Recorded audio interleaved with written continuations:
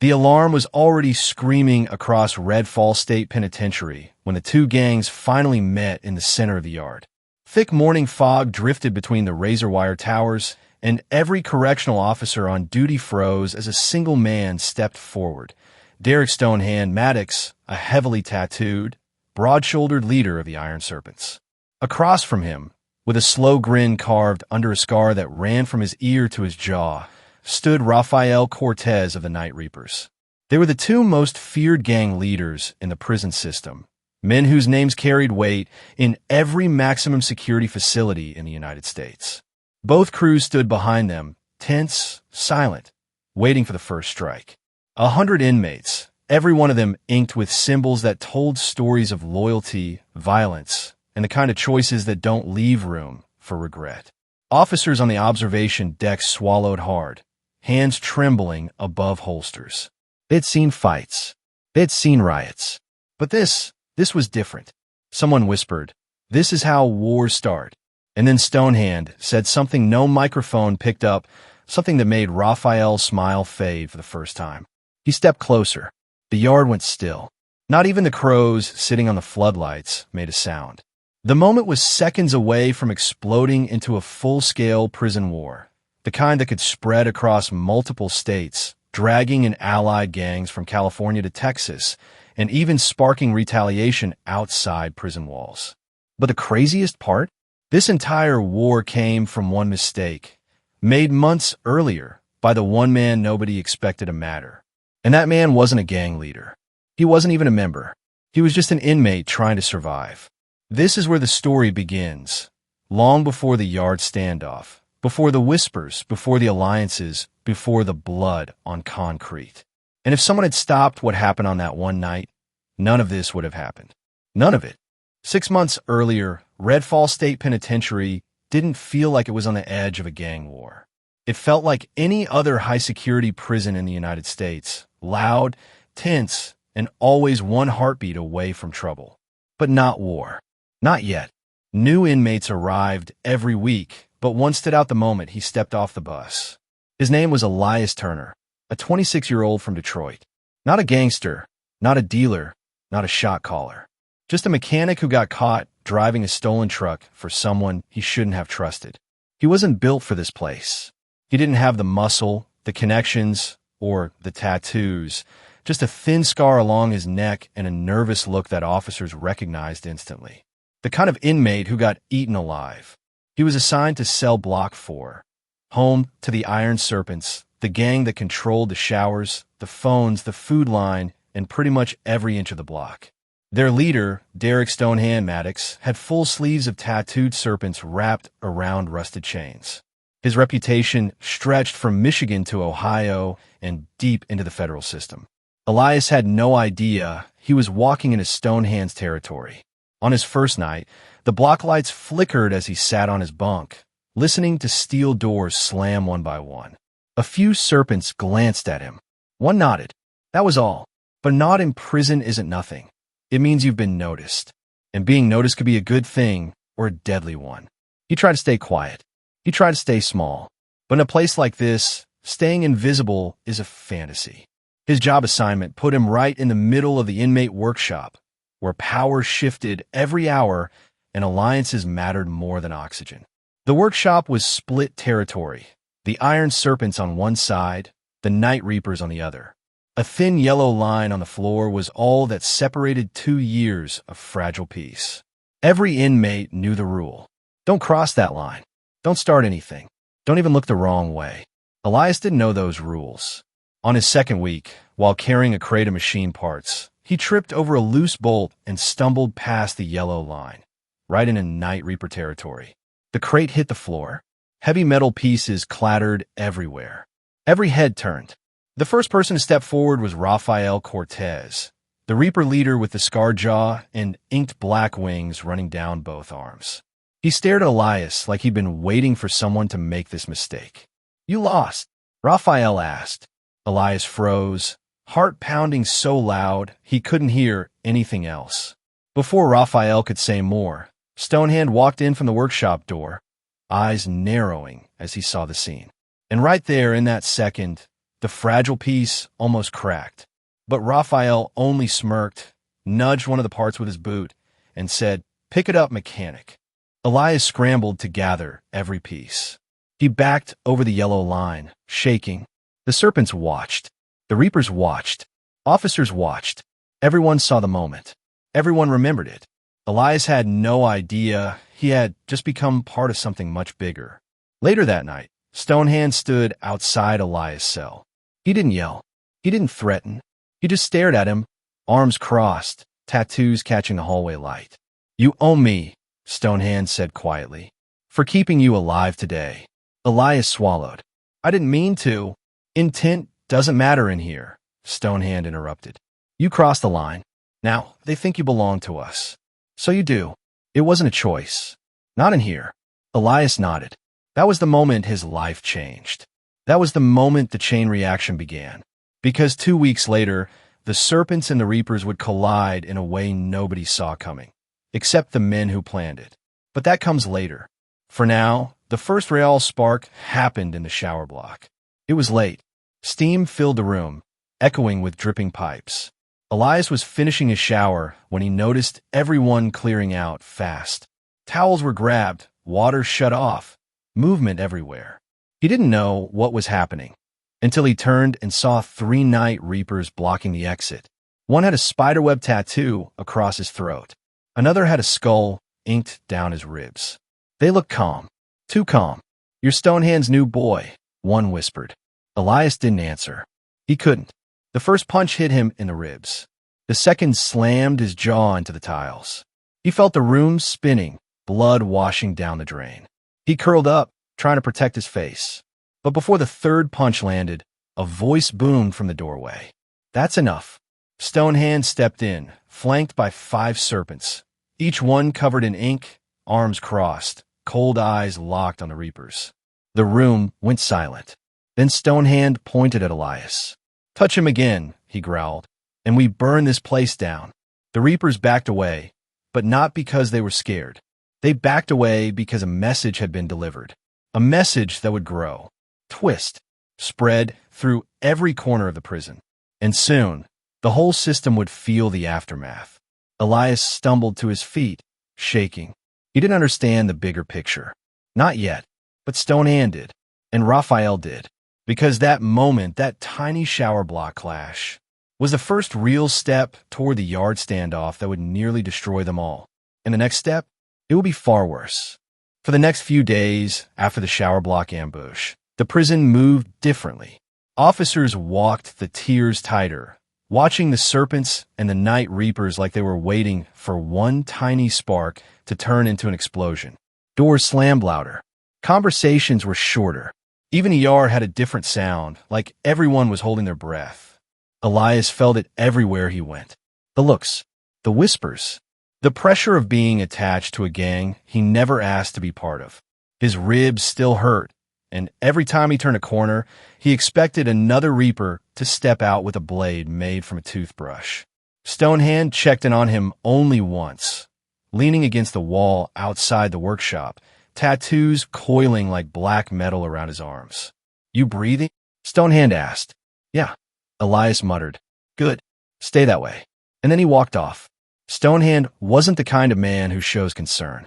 Not in front of the other inmates. Not in a place where softness looks like weakness. But that one sentence told Elias something important. This wasn't protection.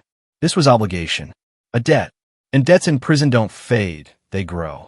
By the end of the week, whispers started circulating across cell block 4. Someone had seen Rafael Cortez meeting with inmates from H block. Someone else heard the serpents were preparing for retaliation. Someone else claimed higher-ups from both gangs were sending messages in and out through contraband phones. Elias tried to keep his head down. He stuck to his job in the workshop and avoided both sides of the yellow dividing line. But peace in prison is thin. Too thin. That thin line ripped open on a Thursday afternoon. The workshop buzzed with the sound of grinding steel and clanking tools. Elias was fixing a broken hydraulic press, sleeves rolled up, hands covered in grease. He barely noticed the silence that fell behind him until it was too late. A metal part slammed into the floor beside him. heavy enough to crush fingers if he'd been a few inches closer. He spun around and saw a tall reaper staring at him. The man's shaved head was covered in swirling black tattoos. Letters, symbols, a cracked halo stretching from temple to temple. His name was Lobo, one of Raphael's top men. Someone whispered he'd done time in 3 different states and ran extortion rings on the outside. Lobo didn't blink. "Careful, mechanic," he said. "Parts fall." Elias recognized the threat immediately. Not a message of violence, something worse. A message of inevitability. Before he could respond, Stonehand appeared from the far corner. He didn't raise his voice. He didn't push Lobo. He simply stepped between them and stared into his eyes. "You dropped something," Stonehand said. Lobo shrugged.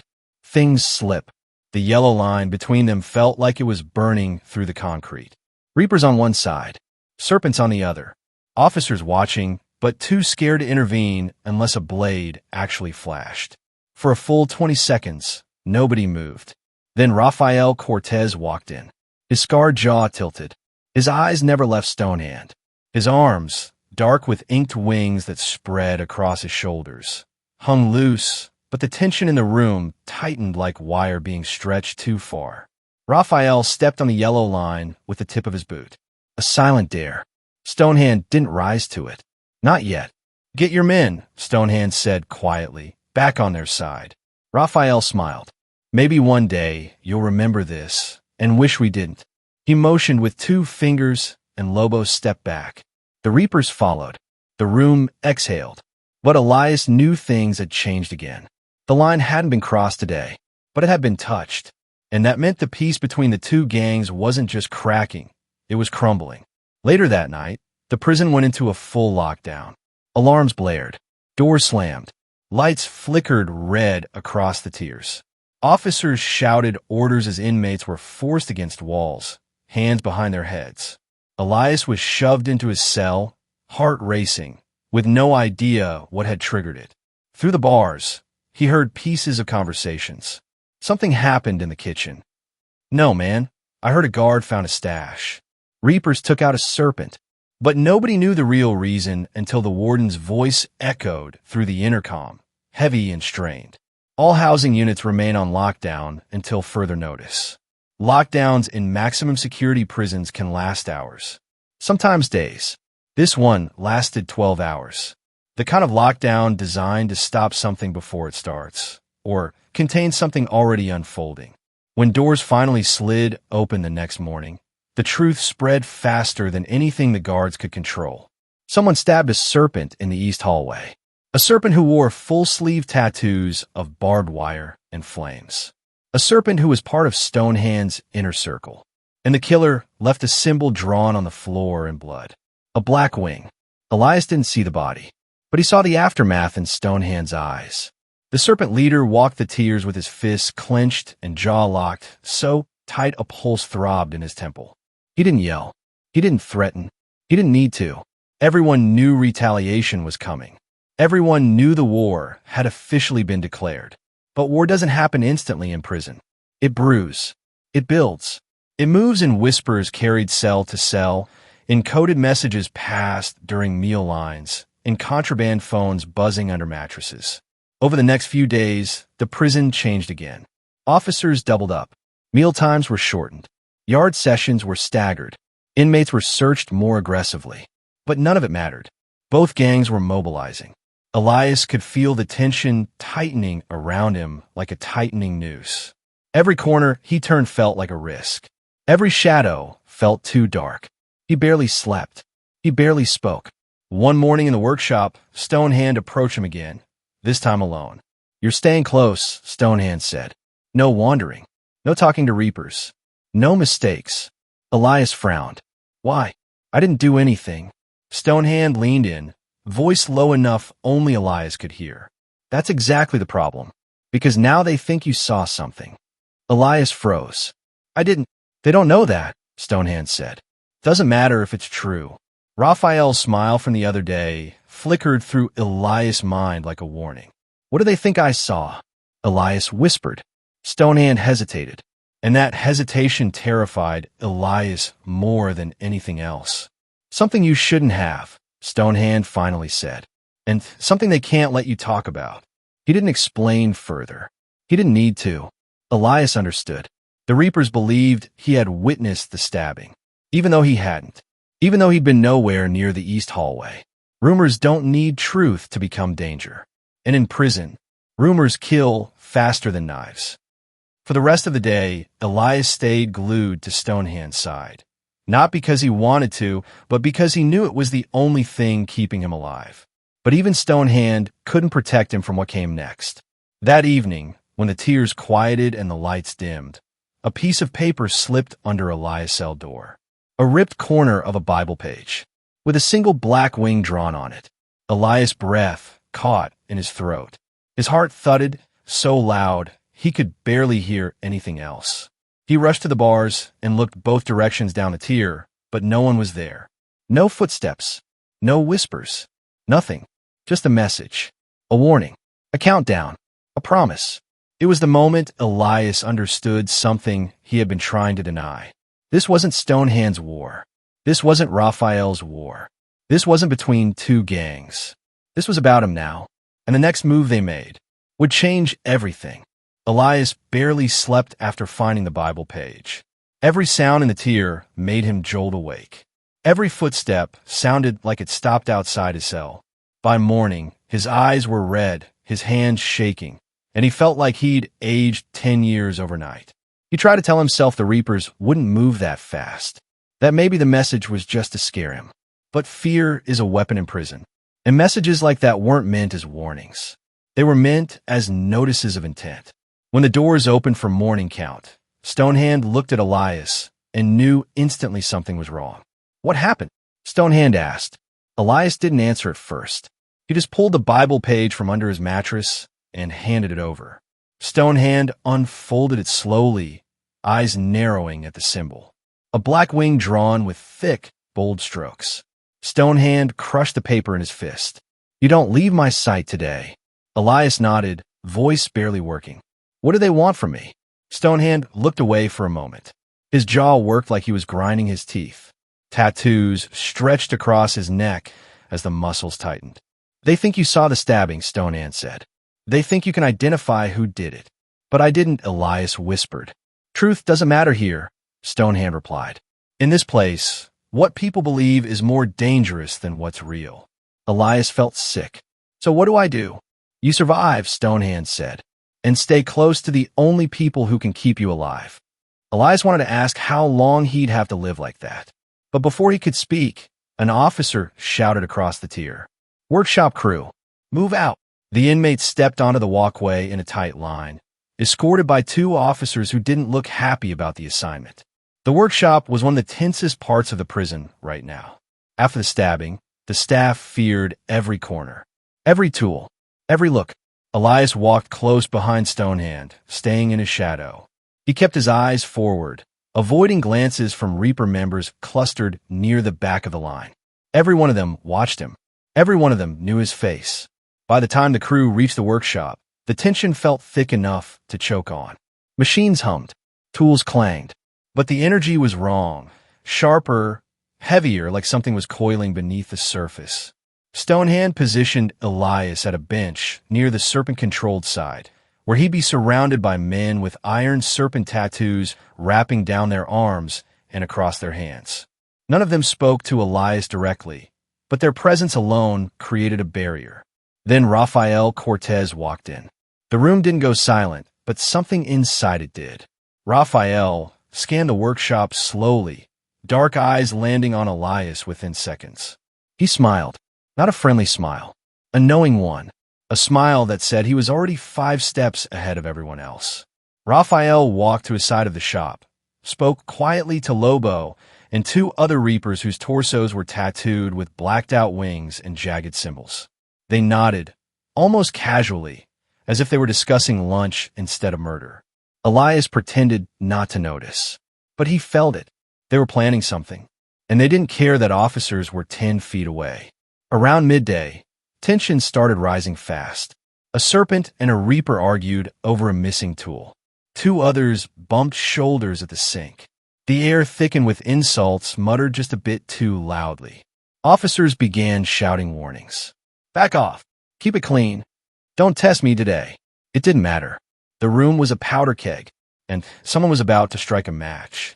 Elias tried to focus on tightening bolts on a gear housing, but his hands trembled. Sweat dripped from his forehead. Every movement around him made him flinch. Then he saw it, barely, out of the corner of his eye. A reaper sliding something under a metal table. A piece of cloth. Dark. Rolled tight. Shaped like something long and thin. A weapon. His heart stopped. Elias looked around, trying to catch Stonehand's attention, but the serpent leader was arguing with an officer near the supply cage. Elias turned back toward the table, trying to discreetly signal to anyone on the serpent side.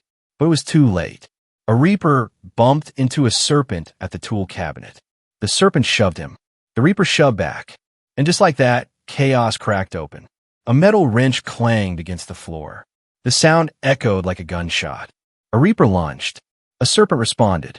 Officers surged forward, and the workshop exploded into movement. One reaper swung a tool. A serpent ducked. Another inmate screamed something. Machines toppled. Officers yelled for everyone to back up. Elias tried to retreat behind a workstation, heart thundering like it was about to burst. Then he saw Lobo sprinting toward the metal table, the same table where the cloth bundle was hidden. Elias realized instantly what was happening. They weren't fighting the serpents. They were using the fight to get the weapon. The moment Lobo reached under the table, Elias reacted without thinking. He lunged forward and kicked the bundle away just as Lobo's hand closed on air. Lobo's eyes snapped toward Elias. Shock at first, then rage. You little! Lobo swung at him. Elias ducked. The fist grazed his ear, sending a sharp ring through his skull. He stumbled backward, crashing into a cart of metal parts that spilled across the floor with a deafening crash. Lobo charged again. But this time, Stonehand stepped between them, shoving Lobo so hard he hit the table behind him. You want a war? Stonehand roared. Then start with me. The entire workshop froze. Even the officers hesitated. Raphael, from across the room, watched with a strange calmness, like he was observing the opening move on a chessboard.